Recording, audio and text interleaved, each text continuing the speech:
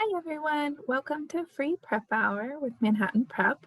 My name is Allie Bell and I'll be your LSAT instructor today. I'm looking forward to working with y'all over the next hour. I wanted to start by just hearing a little bit about you.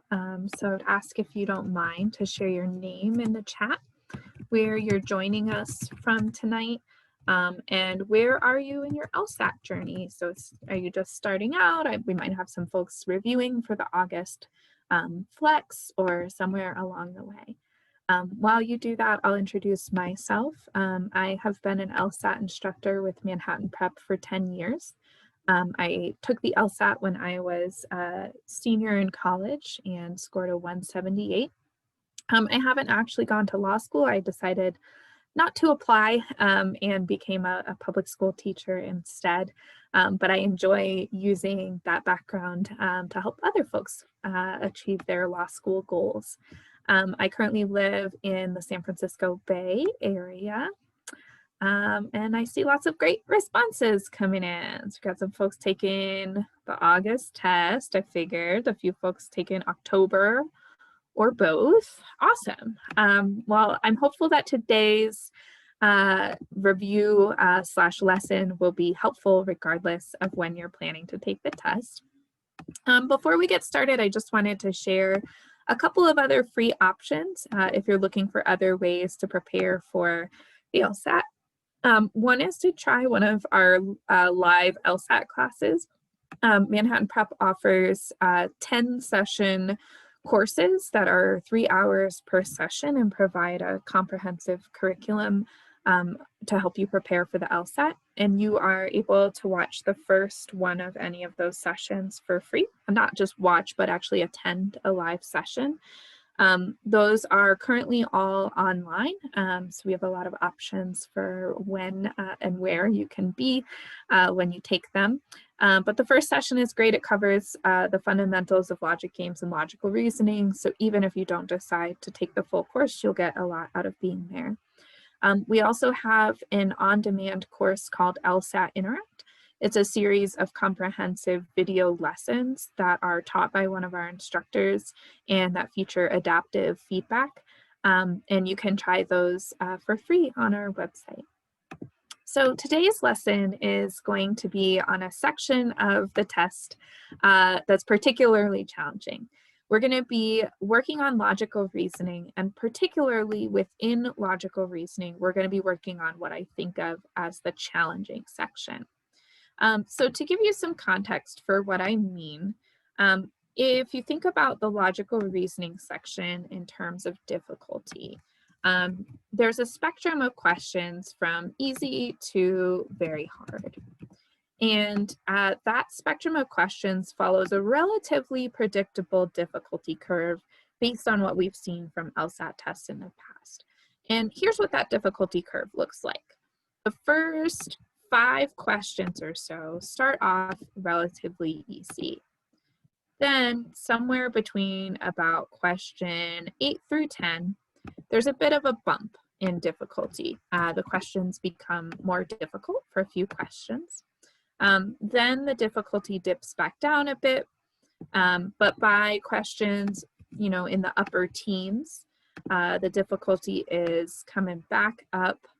And then we get the most difficult section of the test in between the upper teens and early 20s. And then in the last couple of questions, that difficulty often kind of tapers off. Now, the LSAT doesn't always follow exactly this curve, in every respect. It's not tied down to this, but it is pretty consistent in presenting a very challenging section on the test right around here. And I see this a lot in practice tests where students are generally getting, most of these questions right, but most of their misses are concentrated in this area. That's often particularly the case for folks who are sort of in that 165 plus range, trying to get to the 170 plus range, that this area is the area that they need to work on. So this is the section that we're going to be working on together today. Sounds fun, right?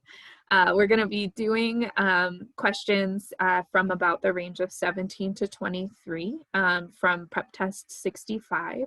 and using this as an opportunity to talk about strategies for tackling really difficult logical reasoning questions, ways that the logical reasoning section makes the questions more difficult, how we should adjust our mindset and process in the difficult section, and how we should adjust our timing in the difficult section. This will also be a range of questions, so it'll be a good opportunity for us to talk as well about different question types and our approaches to them. The first thing that I want to mention before we go into this section is a note on timing. If you are someone who's scoring in the mid to upper 160s, looking to get a 170 plus, then the optimal timing strategy would be for you to have a lot of time in this challenging section, because it's going to take a lot of time to get these questions right, and you have a low margin for error if you're looking to get a 170 plus. So for those folks, what we recommend as a timing strategy is to try to do the first 15 questions in 15 minutes, and that leaves you about 20 minutes for the remaining 10 questions, which gives you an average of 2 minutes per question, which is a nice amount of time to slow down, use formal processes, read answer choices more than once, double check your thinking. Now, if that's not where you are, let's say you're more in the 150s trying to break 160 or get up to 165, then this might not be the right process for you at the moment. This might be something that you look into when you get your score a little bit higher.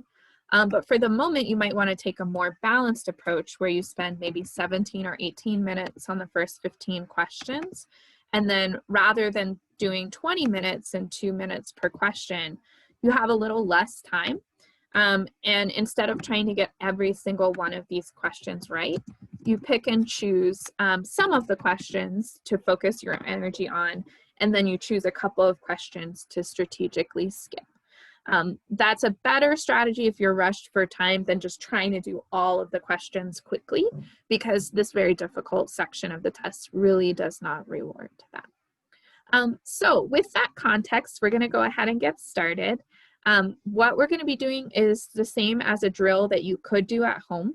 If you know that you need to work on the challenging section, then you can just open any practice test that you have access to and work through questions 17 to 23 or so, using whatever timing parameters seem realistic to you at this point in your study.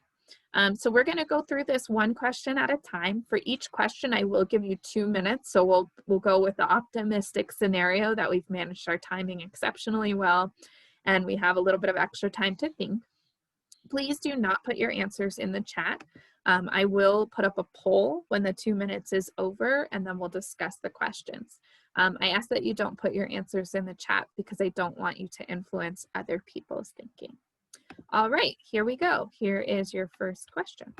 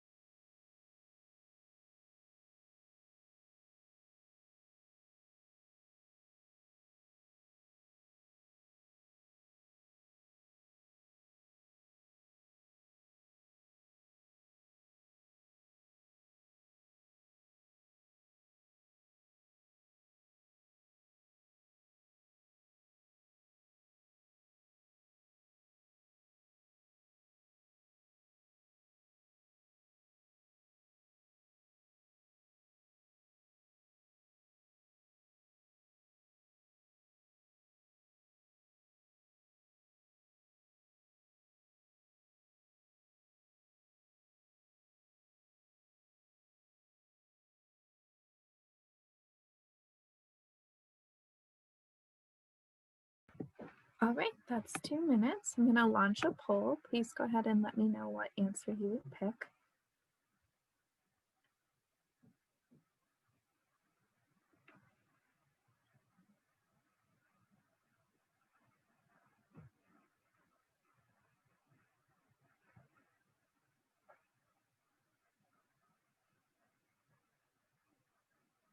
All right, thank you. So this is a question type that many folks dread and typically does come up in the difficult section of the LSAT, and it's a matching question. And the reason that a lot of folks dread it is just because there's so much reading and thinking. You have to read and understand the original argument, and then you also have to read and understand each of 5 independent arguments.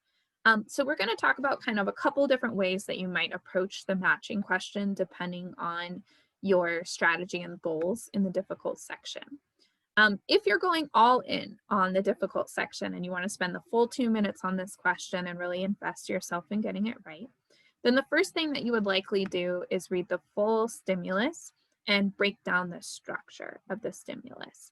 Our goal in a matching question is to determine the structure of this stimulus and then match it to an answer choice. So when I look at this, I notice that the conclusion is this would be a misleading impression. One of the things that I often pay attention to is both whether the conclusion is positive or negative, and then also the degree to which it's positive or negative statement. So in this case, it is kind of a negative statement about, this isn't the right impression about music at this time that you would get from music videos. But it's also kind of a soft degree in the sense that it's not saying this is like 100% wrong. It just says this is a misleading impression. And then they give us a reason why, and I want to think about how I would describe the nature of that reason. So they tell us music videos were a new art form, so they attracted primarily cutting edge musicians. So basically, they're saying this is a pretty small sample, so you shouldn't use it to inform your impression of all music at the period. So I've got a conclusion that this would be a misleading impression supported by a small sample, and I'm looking for an answer choice that matches that. Typically, the way that I approach these questions is to focus on a portion of the argument at a time, and I usually focus on the conclusion. This helps me to be more efficient as I'm working through these answers.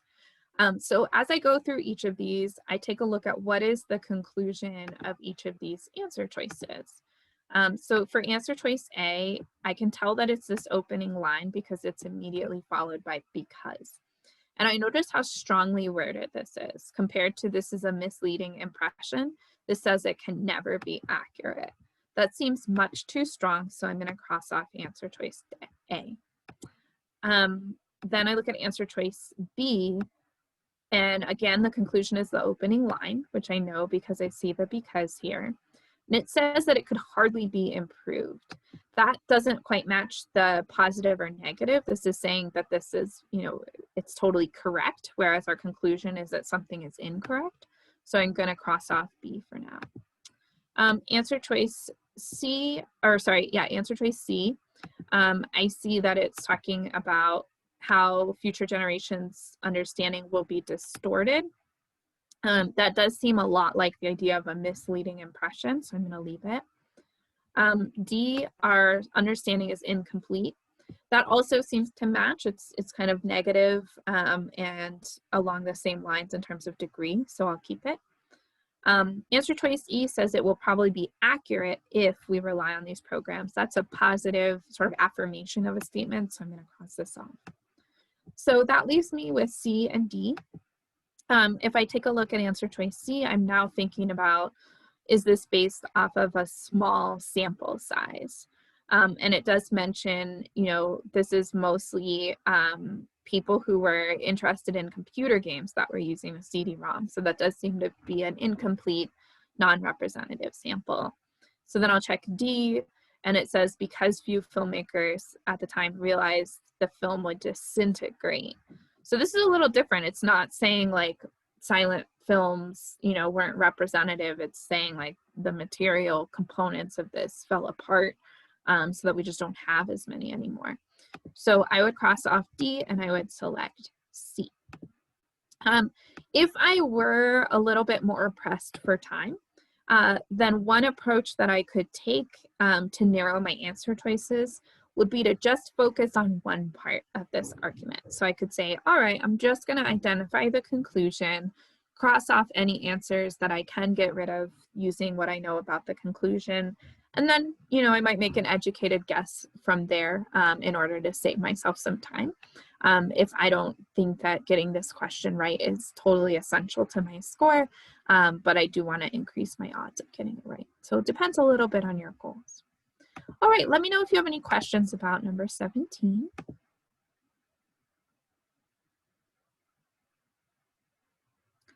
I'll keep an eye out for them, but while I'm doing that, I'm going to go ahead and put the next question up. So here is number 18.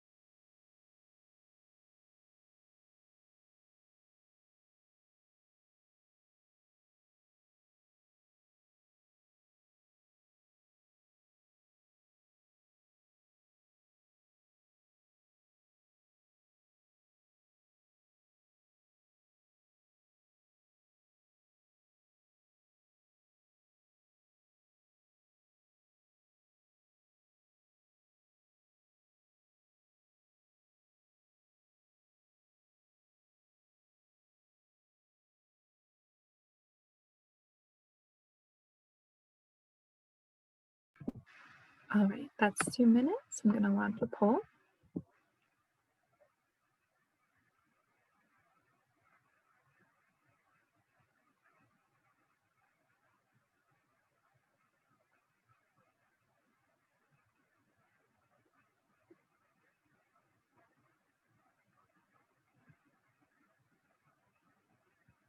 Okay, thank you to everyone who has polled in.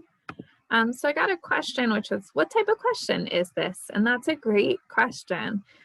This is a little bit of a variance from a couple of question types that are familiar. So it's similar to what we would call a principal support question, which is a type of question that has an argument at the top, and then we choose a principle that supports that argument. It's a little different though, because this doesn't really have a premise and conclusion for us to support. So probably it's closest to match the principal question, where we have a scenario at the top. We have to infer what is the principle behind it, and then select the answer that best represents that. Good question. I see a question from Harry. Do I recommend reading the question stem or the stimulus first? Personally, I benefit from reading the question stem first because it gives me a clear sense of my purpose while I'm reading the stimulus. So when reading the stimulus, I'm kind of thinking about how can I take this specific scenario and draw out kind of an abstract idea. So it tells me that these different institutions may well have public purposes and be successful at those, even though individual staff members do what they say only for selfish reasons. Doesn't jive very well with my understanding of all the wonderful doctors and nurses out there. But it does jive with my understanding of LSAT flaws. And this particularly brings to mind for me a familiar flaw called part to whole or whole to part. And if you're not familiar with that, one great thing that you can do to enhance your performance on logical reasoning is to just study some of the most common logical fallacies. So the part to whole or whole to part logical fallacy is this idea that the characteristics of a whole organization transfer to each of its members, or that each of its members' characteristics transfer to the whole. In this case, it actually is not making that flaw. It's kind of using the correct form of that reasoning and saying, well, you know, in this case, the whole isn't necessarily the same as the sum of its parts. So it's not really flawed, but it's just kind of addressing this logical concept. So I'm looking for something that sort of matches that description of a whole does not have to equate to the sum of its parts. So as I work through these answers, one of the things that makes this question difficult is that the answers are pretty abstract. So I need to think about how each of them might map back onto the stimulus. So answer choice A, what is true of some social organizations is not necessarily true of all organizations. I would eliminate this because this is making a connection from one organization to others when we're looking at the parts of one organization to the whole of that organization. B, an organization can have a property that not all of its members possess. This seems pretty good. So the organization could have the property of being a public purpose or having a public purpose, even if its members are all selfish. So I would hang on to that. C, people often claim altruistic motives for actions that are selfish. Well, this isn't saying that any of the members are saying their behavior is altruistic. So I'm going to cross this off. D, many social institutions have social consequences unintended by those who founded them. This is promising until I get to the who founded them. It's not clear that these staff members are the people who founded these institutions, so I'm going to cross this off. And finally, often an instrument created for one purpose will be found to serve another purpose just as effectively. Again, we're not really talking here about what these were created for. We're just talking about the purpose that they achieve. So it looks like answer choice B is the best match. Let me know if you have any questions. And we're going to move on to another one. Here's number 19.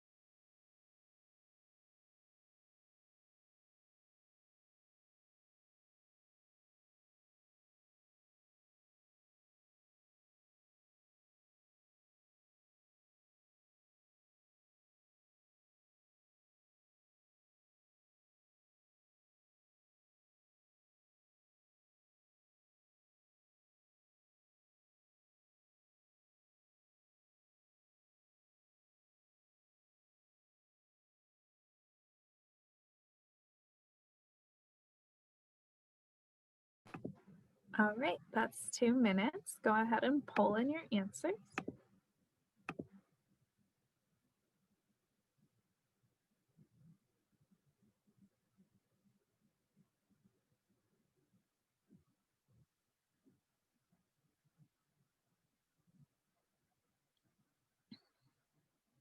All right, thank you to everybody who pulled in.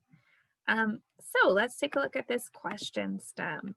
Another way that the LSAT can make things challenging is by adding this except. So you're pretty likely to see one maybe strengthen or weaken except question in this more difficult portion. It just, adds that one layer of having to keep your sides straight as you're working through. So we're going to have 4 answer choices that weaken this argument and then one that does not. And to be clear, the answer that does not weaken could strengthen, but it could also just be irrelevant and have no impact.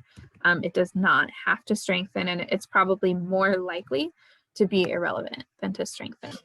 So the way that I approach all strengthen and weaken questions is by just first breaking down the argument core or the premise and conclusion.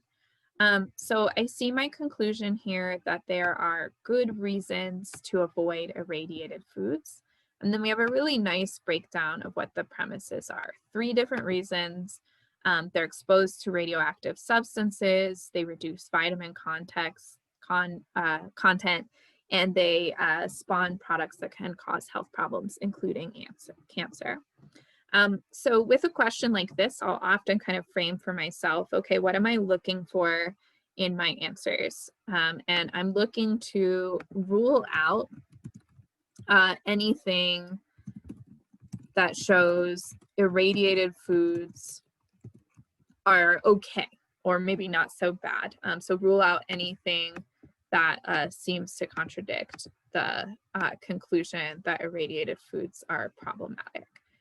So I'm going to walk through the answer choices.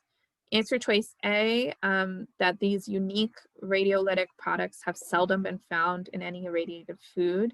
Well, that sounds helpful for irradiated food because those cause cancer. So that seems like irradiated foods are like less dangerous. So I would cross off A because I think it does weaken.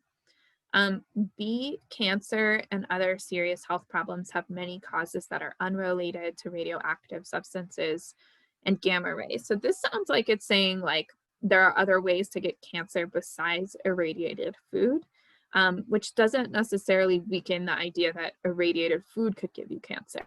So I'm going to leave this one as something that is potentially not weakening. C, a study showed that irradiation leaves the vitamin content unchanged. Well, that sort of counters this idea that it reduces the vitamin content and makes irradiated food sound better. So I'm going to cross off C because it does not weaken. Or sorry, because it does weaken. D, the amount of harmful chemicals found in irradiated foods is less than the amount that occurs naturally in most kinds of foods. So this makes it sound like even though there are harmful chemicals, there are fewer of them than there would be in other food, which makes this sound relatively okay. So I'm going to rule it out. And then E, a study showed that the cancer rate is no higher among people who eat irradiated food than those who do not. Again, that makes it sound by comparison, this isn't so bad. So I'm going to rule it out, and I would select answer choice E. You could hear me starting to get turned around in the way I was talking about this. So you can see how easy it is to get turned around on these except questions. So I often will confirm that my answer choice does what I want it to before I would move on from a question like this. All right, please let me know if there are any questions in the chat, and we will move on to the next one. Here you go.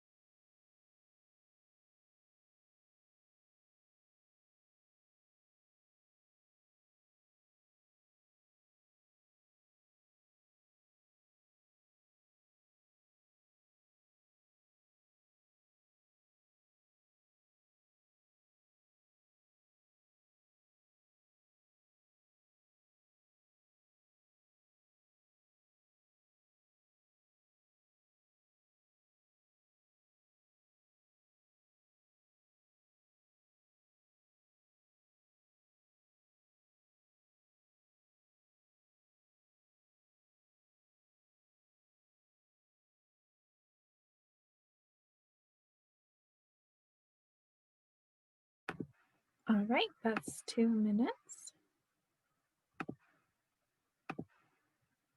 Launch the poll.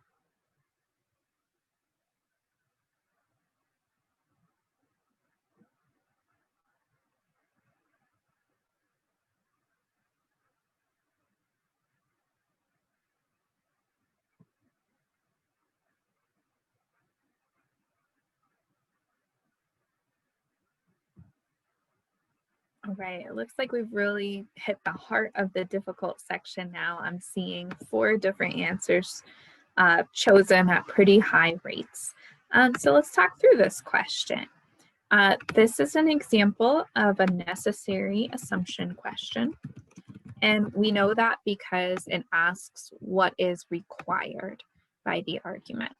So my mindset on a necessary assumption question is that I'm looking for something that must be true in order for the conclusion to hold. So the argument needs it to happen, but not necessarily something that will make this argument perfect. So as I read this argument, I'm going to look for the premise and conclusion, which is a great way to answer the question that I see. Any recommendations on how to better focus on the stimuli? I sometimes find myself rereading them because I get distracted or confused. Yeah, me too, to be completely honest. Sometimes I am, working through a problem to get ready for class or a student, and I space off or I feel anxious, and so I'm not able to comprehend it the first time. There's 2 things that I do to help me with that. The first is to have a really clear goal of what I'm trying to accomplish as I read the stimulus. So if I'm working through a necessary assumption question, my goal is to identify the conclusion and then understand the support that backs it up. As if I am still having trouble, then one of the things that I'll do is summarize in my head each sentence as I go, and that forces my brain to kick it into gear. So I'll demonstrate what that would sound like as I'm working through this stimulus. So the first sentence, when teaching art students about the use of color, teachers should use colored paper rather than paint in their demonstrations. All right, this sounds like the conclusion. So I'm going to highlight it for now. It sounds like a broad claim. I'm going to summarize it in my head. So basically they're saying art teachers should use colored paper, not paint, to teach about color. Okay. And so I'm guessing they're going to tell us why. So they say colored paper is preferable because it readily permits a repeated use of exactly the same color in different compositions. This is a long sentence and it's already starting to get confusing. So another tool that I use is to kind of break this sentence into chunks and paraphrase them to myself as I go. So far they're saying colored paper is better for teaching color because you can use exactly the same color in different artworks. And then they say that allows for a precise comparison of the color's impact in varying contexts. When I first read this, I actually had to kind of picture this in my head, which I sometimes do for logical reasoning questions. So I was pictured the whole art classroom and the teacher holding up a piece of red paper and then using that red paper as a sun in one picture, but then maybe as a fire in a different picture. And I was thinking about how that red will always be the same color red, no matter what picture they're using them in. And then they say with paint, it's difficult to mix exactly the same color twice. So if I'm painting the same sun and then the next day I paint a fire, red won't look exactly the same. And the varying textures of the paint can interfere with the effect of the color. So maybe I've got lumpy paint and smooth paint, and the kids might notice that rather than the color itself. Okay, so this is a lot, but what helps me is to have a clear sense before I go into the answers of what is the gap that needs to be bridged between the premise and the conclusion. So again, I'll revisit my conclusion. It was basically just teachers should use colored paper and not paint. And then we gave these reasons that all had to do with how it permits a repeated use of exactly the same color in different compositions. So, and then some support for how that's the case. What I noticed is that they never really explained why it was important to be able to show kids the exact same color. So this was all about why it's easier to do that with colored paper and harder with paint. But I feel like they still need to show why being able to use the exact same color is enough to justify, like, that's how we should go about teaching students. So I see a gap between this yellow underlined portion and the statement that they should use colored paper. And I'm looking for an answer choice that addresses that gap. So I'm going to go through the answer choices and kind of demonstrate my elimination process. So answer choice A, 2 pieces of paper of exactly the same color will have the same effect in a given context, even if they're of different textures. I would keep this one because it relates to what I was talking about using exactly the same color. B, a slight difference in the color of 2 pieces of paper is more difficult to notice than a similar difference in color of 2 samples of paint. This seems like it would not really align with the argument, because the argument tells us that you're going to be able to use exactly the same color in colored paper. So there's no particular reason that we would see a slight difference of color. To me, answer choice B sounds like a great example of a real world issue with an argument that's already accounted for in the argument itself. So like if this were in the real world and I were a teacher, I'd be thinking about how like some of my construction paper is a little faded, or maybe I bought 2 different brands and so red's not going to look the same in all of them, and that would matter. But on the LSAT, I want to check to see, well, did they already account for that? And they did, because they said it's going to permit the use of exactly the same color. And I don't get to question the premises that are presented in the LSAT, because that would allow for too much of me bringing in my real world knowledge about construction paper. So I'm going to cross off answer choice B because it seems to be contradicting the premise. Answer choice C, changing light conditions have less of an effect on the apparent color of paper than on the apparent color of a sample of paint. There's nothing in the text that indicates that the light conditions would necessarily change, so I'm going to cross this one off. D, observing the impacts of colors across varying contexts helps students to learn about the use of color. So this kind of gets to my prediction, which is that we were going to be talking about why it's so important to use the same color exactly in different compositions, so I'm going to keep that. E, it is important that art students understand how the effects of using colored paper in various compositions differ from those of using paint in various compositions. So this one I would cross off. It's very similar to what I'm looking for, but it's talking about the effect of colored paper versus paint, when the argument was pretty clear that what we care about is just that students can see the same color in different compositions, not necessarily the same texture. So that brings me down to answer choices A and D. And so there's a couple of ways that I could think about this. One is to use a tool that is helpful on necessary assumption questions. It's called the negation test. If an answer choice is truly necessary to an argument, then the argument can't survive without it. So one way to prove which answer is necessary is to say, what if this answer were not true? Or in other words, to negate it. And if that were the case for the correct answer, if I negate that answer choice, the conclusion should fall apart. It shouldn't be able to work without that answer. So let's think about that in the context of A and D. A says 2 pieces of paper of exactly the same color. So I would change this to will not have the same effect in a given context, even if they are of different textures. I'm going to compare this back to my argument.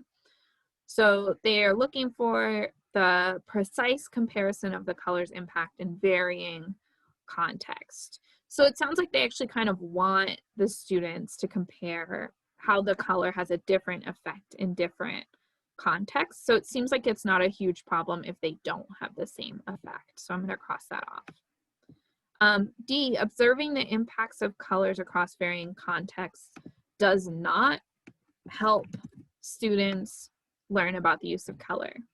Well, that seems to undermine the whole argument, because the whole point is that they need to be able to see these colors, sort of the same color in different contexts, and that's why they should use colored paper.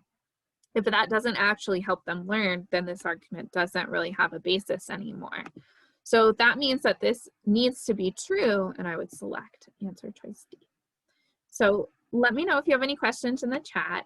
Necessary assumptions are one of the more technical aspects of logical reasoning, and often do not feel super intuitive when starting out. So if this felt pretty new for you, I would encourage you to study up on the idea of the negation test, as well as the concept of predicting the gap between the premise and the conclusion. Okay, we're really in the thick of it now. Let's move on to number 21. Here you go.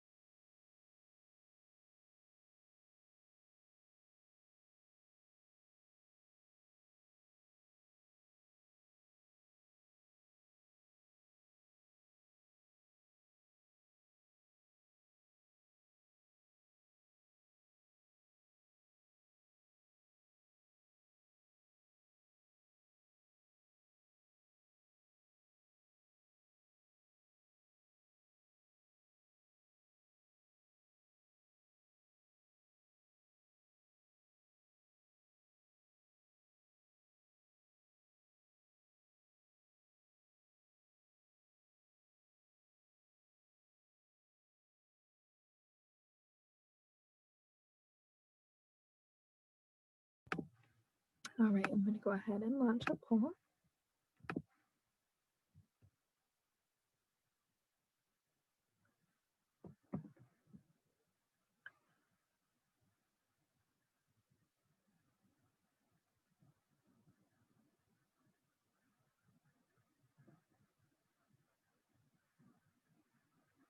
Okay, thank you. So again, looks like a pretty difficult question. We've got a wide spread of answer choices.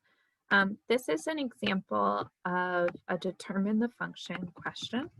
And oftentimes these questions are pretty straightforward. So this is a nice example of how the LSAT can take a fairly straightforward task and elevate the difficulty of it.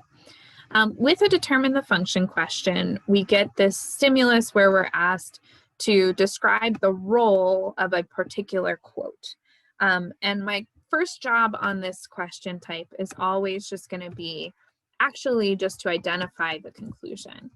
A lot of times we are tempted to kind of have tunnel vision about the quote and look for the quote, but that distracts us from comprehending the argument and from seeing the overall structure. So I read with a focus on identifying the conclusion, and then I check what the quote was to see how it relates back to the conclusion. So I've got a pretty clear conclusion here in this opening sentence: to explain the causes of cultural phenomena, a social scientist needs data about several societies. I know this is a conclusion because it's followed by for example, which is always a support verb. So then I'm going to keep reading. So we're told that you can't be sure that a given political structure is brought about only by certain ecological or climatic factors unless one knows that there are no similarly structured societies not subject to those, and no societies that, although subject to those, are not so structured. Wow, that's a doozy. So the way that I'm going to kind of summarize this in my head is basically they're saying you need a bunch of different data about several societies, and then they're kind of explaining why by saying like you need to sort of establish some kind of like control groups. It sounds like you can't you know, you have this one society that has these certain factors, so you need to check whether other societies also have the same factors regardless of structure, or like have the same structure but don't have the factors. So it sounds almost like a science experiment. So then I look back to see what was the quote, and it's to explain the causes of cultural phenomena, a social scientist needs data about several societies. Cool. I identified this as the conclusion. So now I'm getting excited. I'm like, great.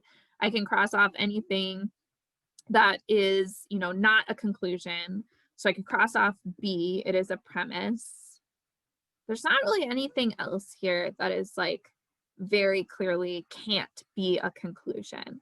And that's where the LSAT starts making this hard. Could this be a general hypothesis? Sure.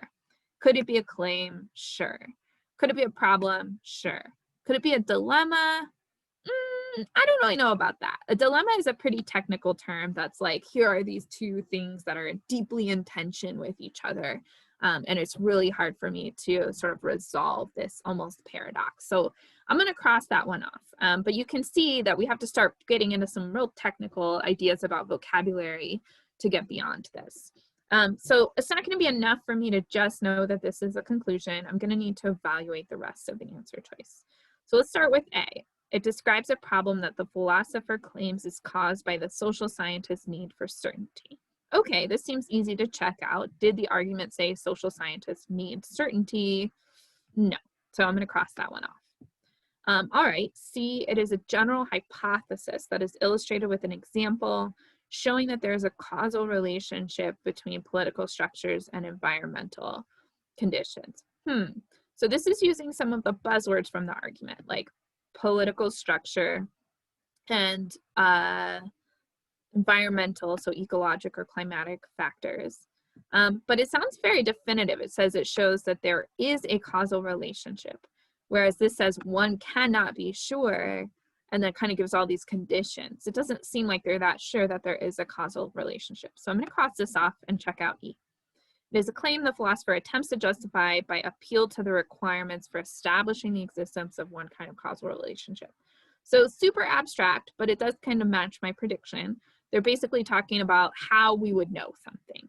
And in this case, the thing that we want to know is how would we explain the cause of a cultural phenomena. So they're trying to establish the existence of a causal relationship with regard to cultural phenomena. So I'm going to select answer choice E, which is the correct answer here. All right, I see some questions in the chat. Good question. So the first one is, how often do I pre-phrase for questions in 1 through 15 and for the questions in the hard section? So this is actually, I think, more a question of the type of question rather than what the difficulty level is. I would say I pre-phrase more often in 1 through 15 and trust my pre-phrase more often.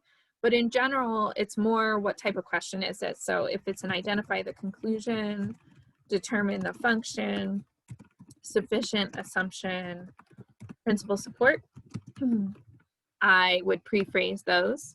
Other question types, I'd be wary of pre-phrasing, more willing to pre-phrase them in 1 through 15, absolutely unwilling to pre-phrase them in the difficult section. How could we succinctly state the premise of this question? Oh gosh, I don't know that I could succinctly state it, and I think that might not be like the best goal for this particular question because it's going to get you kind of wrapped up in trying to untwist some really twisted sounding logic.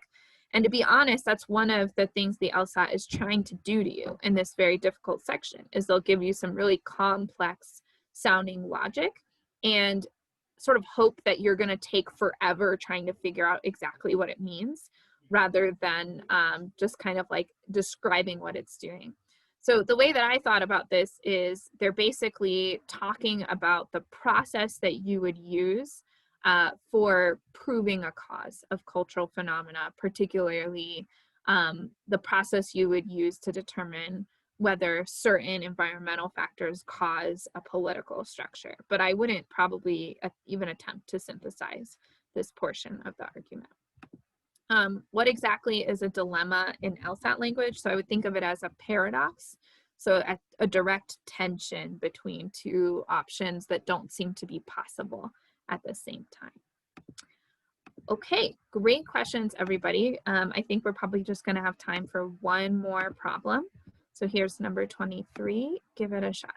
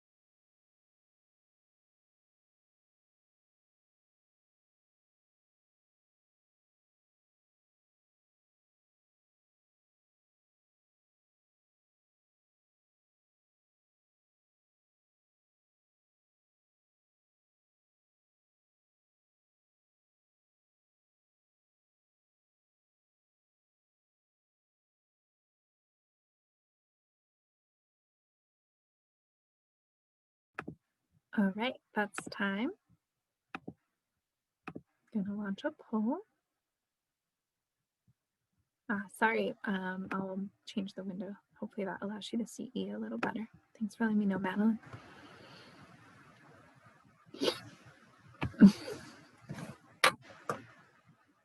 All right, looks like this is one of our most challenging questions yet. I see answers all across the board here.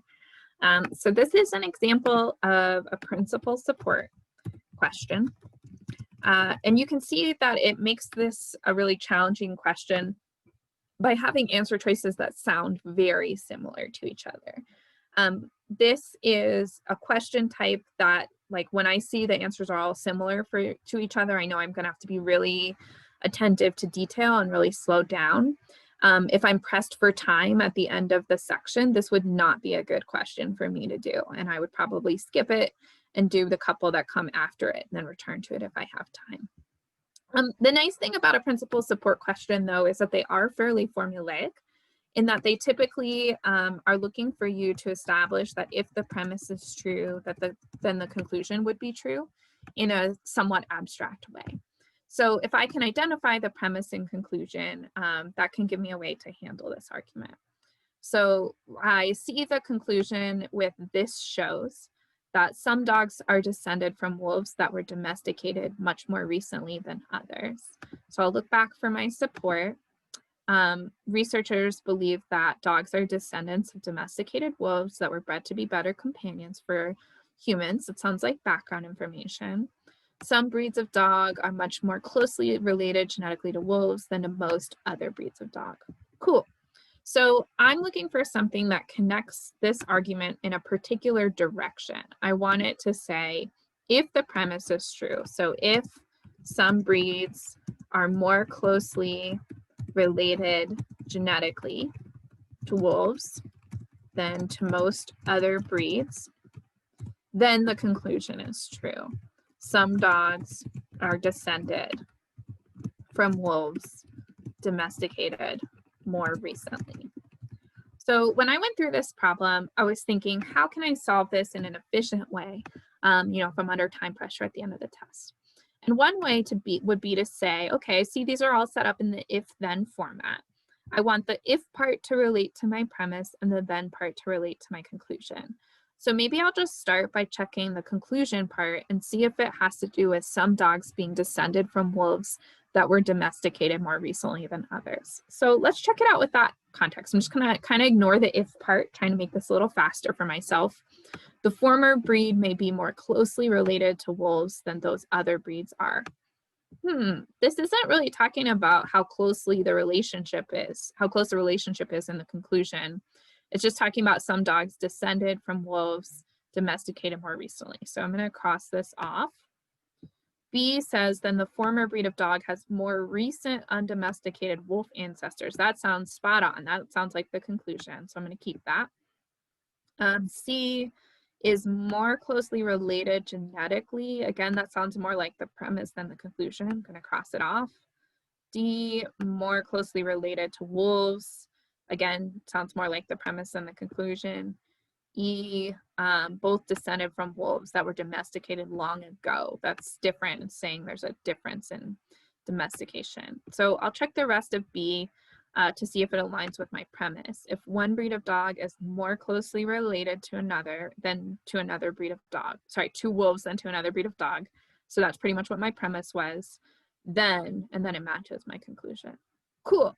So this is like less of a thinking process than you might expect. Once you can identify the premise and the conclusion, if you stick to them really closely and you know that you're looking for something that says if premise, then conclusion, and has a very faithful match to the argument, it makes this type of question much more approachable. All right. I would identify, Madeline, the conclusion first, followed by the premise. But the flow of the logic that you want in the answer choice is if the premise is true, then the conclusion is true. So you're matching sort of part to part. All right, this is where we're going to wrap up. If you are interested in exploring some of our courses, you can find our course schedule online, and the website is listed right there. We don't have any in-person courses right now. We hope to resume them in the future when it's safe, but we have a great roster of upcoming online courses. Thank you all for being here. It was a pleasure to work with you, and good luck in your LSAT journey.